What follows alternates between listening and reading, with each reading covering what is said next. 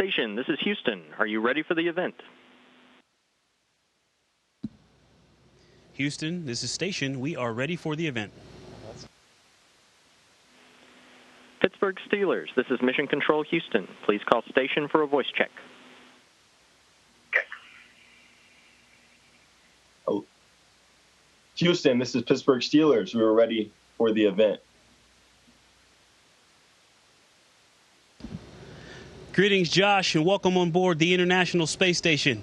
Really quick, we were joined by all of the football players that we have on board, and we'd like to introduce ourselves real quick. Victor Glover, Cal Poly San Luis Obispo, running back. Mike Hopkins, University of Illinois, Fighting Illini, defensive back. Soichi Noguchi, University of Tokyo, wide receiver.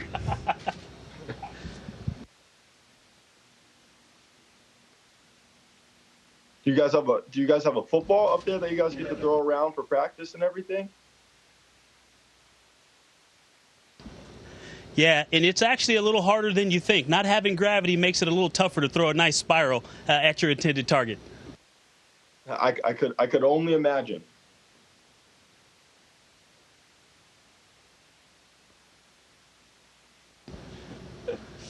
It's great to have you on board, and thank you for being such an ambassador to our youth about hard work and the importance of a good STEM education. Well, I appreciate it. It's an honor to be aboard and talk with you guys this morning. You guys are living out all of our childhood dreams right now. So we definitely look up to you guys and appreciate all of your hard work and setting an example for us and aspiring us to achieve our dreams each day as well. You know, I was reading your bio and some of the events you've been able to do with NASA, your externship with Kennedy Space Center there in Florida. And, man, I read that you graduated with an aerospace engineering degree with a 4.0. Have you ever considered becoming an astronaut? So, funny story, during my time at NASA, while I was down there, they actually had me do the astronaut application video. And so they slipped in a little ad-lib that I'll be applying as an astronaut. So NASA's kind of has forced my hand. I got to go back and get my secondary degree, and I guess I'll be putting my name in for an astronaut application since I've already promised it to them. Would hate to break a promise to NASA. I like the sound of that. Hey, good luck with that master's degree. Thank you. So I think everyone's in. It's 9:50. So we'll get started. Good morning, everyone. Thank you for taking time out of your schedules to join us with this exciting conversation this morning. My name is Joshua Dobbs, and I'm a quarterback for the Pittsburgh Steelers. I'm also a certified rocket scientist, courtesy of the University of Tennessee Tickle College of Engineering. However, I'm not even close to the level of rocket scientists as the people we'll be speaking to today. I'm really excited to introduce NASA astronauts Commander Victor Glover and Mission Specialist Soichi Noguchi, along as the rest of the crew from Expedition 64, as they are currently serving on the International Space Station. Thank you guys for being with us this morning. How is it going in space? I guess that's the first question everyone is dying to know. Well, thank you, and welcome to the Steelers organization and to all of the fans. It's great to have you on board with us on the International Space Station. We've been up here as Crew 1, Mike and Soichi, Shannon, and myself for just over 60 days, and it's going great so far. Lots of work. Science. We had 2 cargo vehicles on that we just sent back to Earth, and we are now preparing for EVAs and continue to do maintenance to keep the station flying. But most important, we've got a family up here. There's a crew of 7 of us that work together and see each other on a regular basis, and it's great to be up here to fellowship. And it's great to not have to walk around wearing a mask. And so I know that the pandemic is still going on, so we think about folks on Earth all the time and how things must be going down there. So how are you doing? Oh, we are doing well. Every day is progress. So the spirits are high down here. We are excited to learn about your journey in space. And before we get started, I will say for all of our students, if you want to see both the astronauts and myself on this call, you can head over to NASA's TV's Facebook page where you're able to see broadcasts of both video links. I know this call is mainly eager students who aspire to both maybe be a football player, but definitely be an engineer and hopefully one day be an astronaut. So I guess the most popular question that we've gotten is what has sparked your guys' interest to join the field of engineering?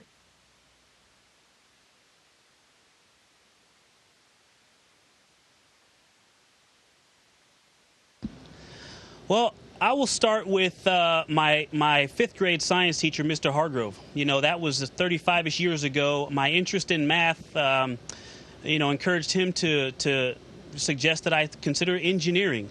And I'll be honest, at the time, I thought that meant driving trains. I didn't know what math had to do with driving trains because I didn't know any engineers.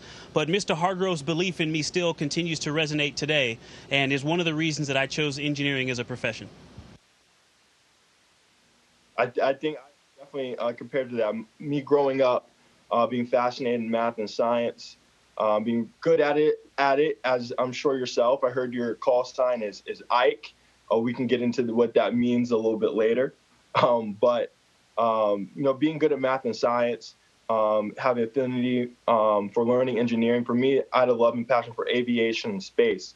So kind of combining those two passions is what drove me to join the field of engineering, get an aerospace engineering degree. And I love, the critical thinking that engineering makes you do. So being able to have a problem, solve the problem quickly, and repeat process is why I love the field of engineering. I know, Victor, correct me if I'm wrong, this is your first time on the space station.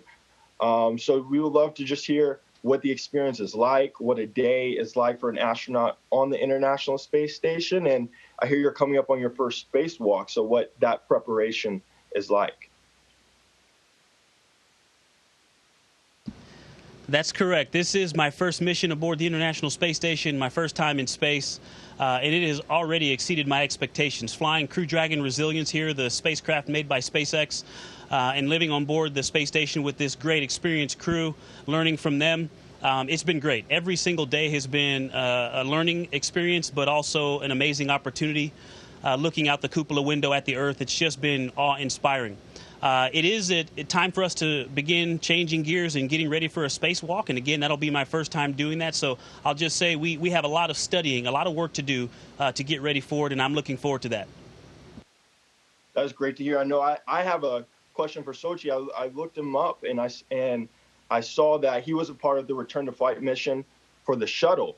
And growing up, I'm sure as many of us, we used to see the shuttles take off from down at Kennedy Space Station. And it definitely was an iconic space figure for us. So Shochi, my question to you is, what has been the difference, transitioning from, what was it like flying the shuttle and being part of a shuttle mission, and what has it been transitioning now to the capsule spacecraft? Hey, Josh. Thanks for the question. And first of all, it's been quite an honor to talk to you. The American football is a great interest to me, and you guys are real true hero. And question about the space shuttle. Yeah, I was very happy to fly 3 different space vehicle, space shuttle, Russian Soyuz, and the SpaceX Crew Dragon. Everything, it's important thing is to bring the people up and safely return. So in that sense, all 3 vehicles are great, and I think the SpaceX Crew Dragon definitely is very roomy, and 4 of us enjoyed the 2-day flight up here, and for us also the important thing is a great view from the capsule. Right now, our Commander Hopper is using the window for every night, enjoying the view. So I let him talk about the Crew Dragon more. Yeah, Josh, I'd just like to say thanks as well. It's great to talk to you and the Pittsburgh Steelers and all of the students that are out there. Yeah, I had the privilege of actually getting to sleep in our vehicle that brought us here to the International Space Station, the Crew Dragon Resilience. And Soichi mentioned it. One of the best things about it is we actually have windows. The crew quarters that these guys stay in is a little more inside the station, and there aren't any windows. And so each night when I go into my crew quarters and call home, I get to share the views with my family, which is pretty special. I know we are all jealous of your guys' view each night, going to sleep and looking up on the stars and even seeing the Earth. So we definitely envy your guys' vantage point. For our youth that is on the call and that is interested in pursuing engineering as a future path, what suggestions would you give them? I would love to hear, each of your guys' suggestions. I know all three of you have different stories, different paths to what is guiding you today to be an astronaut and be in space. So I'd love to hear what advice that you have for the youth of the engineering world.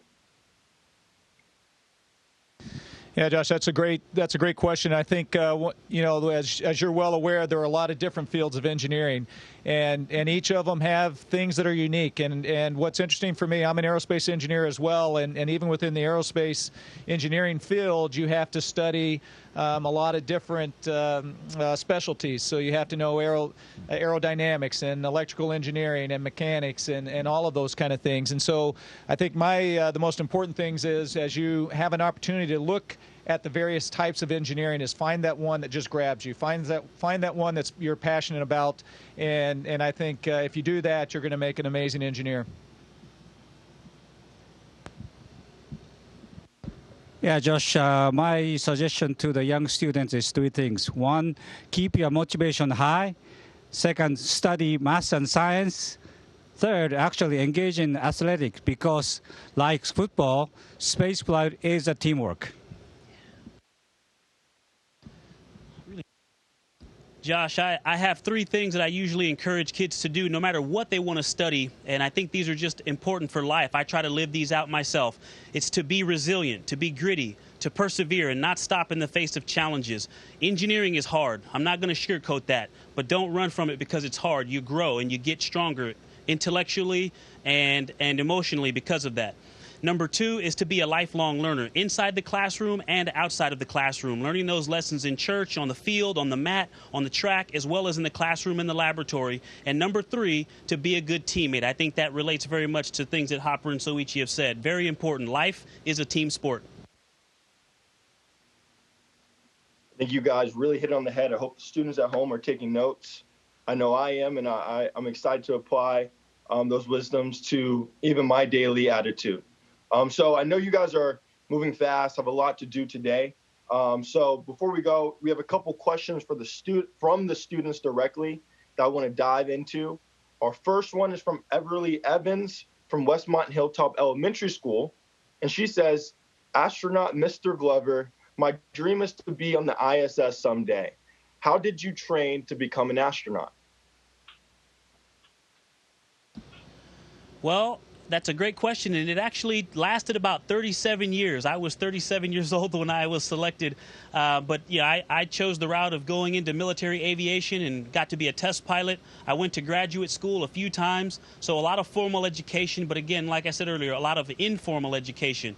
And then training for this mission, Mike and I have spent almost 3 years training, and Soichi and I for a better part of a year, and it's a lot of teamwork, learning from each other, contributing to one another, to the success and listening. So that's the big thing. I would say at your age, find good mentors that you can trust and listen to, and find someone who's done the things that you want to do so that you can learn the lessons that they've already had to learn.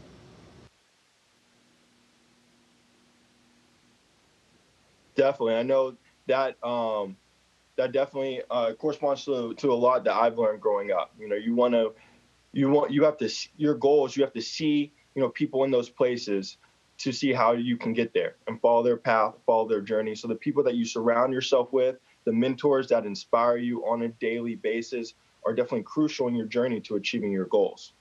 Okay, our second question, I think this is kind of a group question. It is, how are the jobs of an astronaut and a football player alike? And this one comes from May Chat, excuse me if I mispronounced that, from 4th grade Virtual Academy. Yeah, I love that question. And you can say your training, of course, Victor said it starts from the time you're starting to grow up, but certainly the time on the football field and with the team is a big part of how you become an astronaut and the relationship between the two. One of the examples I like to give is my first mission back in 2013. I had an opportunity to go out on a couple of spacewalks. And there was a moment on those spacewalks when I was inside the airlock and the hatch is open and you're getting ready to go out and do the job. And I realized that I had been there before. This is one of those moments where there's a lot of emotions, as you can imagine, because you're getting ready to go out into the vacuum of space. But it was like being in the tunnel, getting ready to run out on the football field for a game. And all of those same kind of emotions, you're excited, you're nervous, you're very focused, and at the same time, you're getting ready to cross this threshold. You're coming from that locker room where it's safe, and if you stayed in there, nothing bad is going to happen. But you lay it on the line and you cross that threshold and you go out and do the job. And so my experiences playing football helped prepare me for the jobs we do up here on the International Space Station.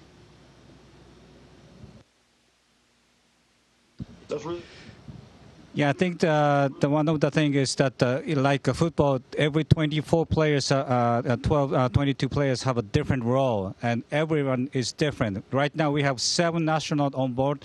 Each of us has different talent and something different to contribute to the team success. So that's the good thing about the space flight and the football. Hey, Josh, were you going to say something? No, I was just.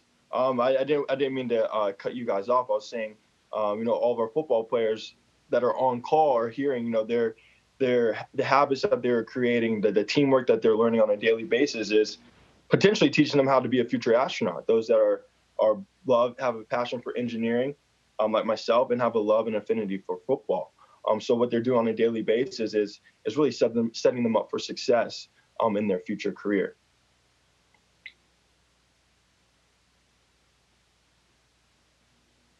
So now I think we have time for one more question. This one comes from Dylan Dantos from Altoona Area High School. And the question is, do you think that a water engineering specialist is a career path that benefits the planet? If it does, how does it benefit it?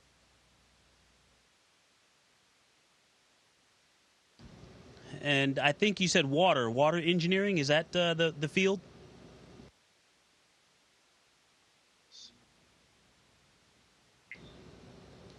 If I heard you correctly, water engineering was the question. And listen, the basics that you learn in engineering, what you mentioned earlier, Josh, being able to look at a problem and then do analysis, which means to break something down into simple pieces, and then to be able to do synthesis, to find simple things that you can build up into solutions to simple or complex problems. Those fundamentals are true across all fields of engineering, even though there are several, like Mike mentioned.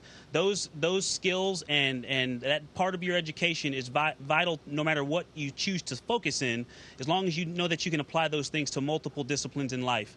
And so I think it would be a great field to study. And water is so vital to human life that I think it's going to be important to any endeavor in the future. That was a great answer. Appreciate that. All right. I'm sorry. Last question from Liasia. This one's to Mr. Glover. And she asks very candidly, have you ever seen a planet?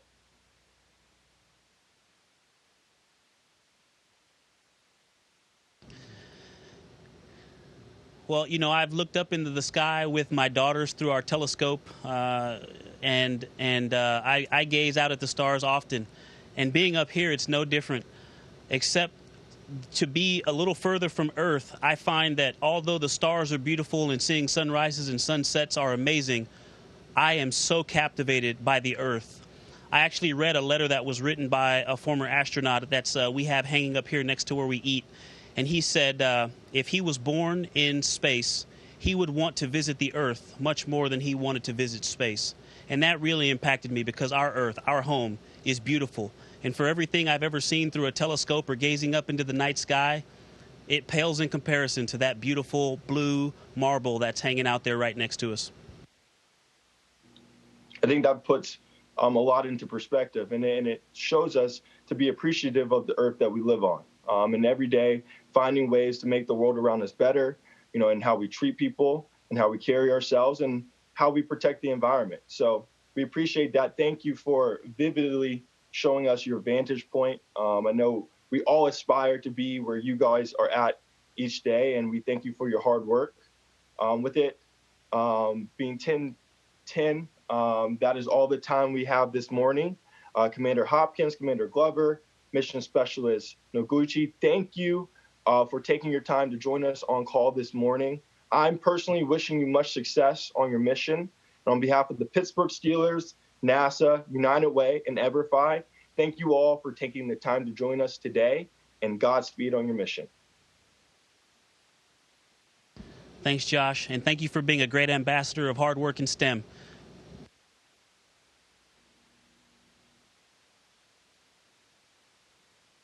Station, this is Houston ACR. That concludes the event. Thank you. Thank you to all the participants from the Pittsburgh Steelers. Station, we are now resuming operational audio communications. Thank you. That was fun.